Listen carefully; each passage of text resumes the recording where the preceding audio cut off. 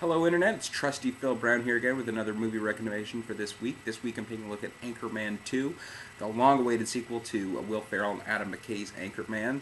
That film came out in 2004, was a modest hit at the time, it's become a huge cult hit ever since, and also launched the careers of obviously Ferrell and McKay, but also Judd Apatow, Steve Carell, Paul Rudd, basically the core of what has become sort of mainstream comedy in Hollywood right now.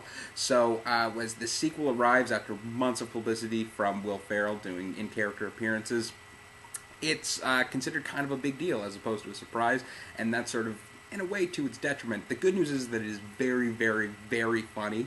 I laughed hysterically all the way through. All of the actors get a chance to shine, and Ferrell and McKay once again recapture their sort of lunatic cartoon comedy quality.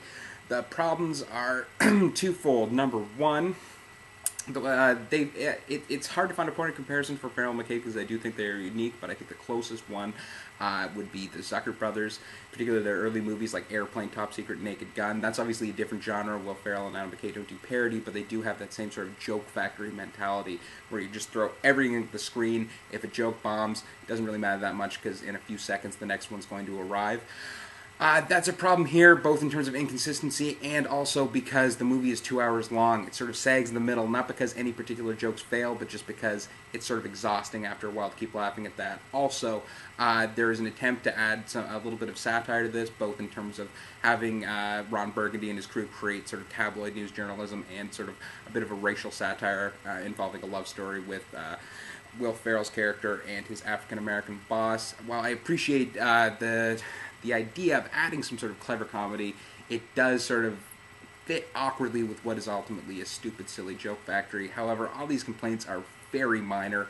At the end of the day, this is probably the hardest I've laughed and longest I've laughed at any Hollywood comedy the past year, and that's really all that matters with this sort of thing. So it is a very, very funny film. Obviously, it's not as good as the original because the shock of the new is gone, but if you're a fan of these guys and their work, it is more than worth checking out. You will have a very good time. And also, I'm assuming like all their work, as you see it more and more times, the sort of inconsistencies and ways in which the movie sort of subverts and just simply doesn't comply to the standards of a satisfying Hollywood comedy will sort of disappear amidst the magic of all the quotable jokes. So yeah, definitely check it out.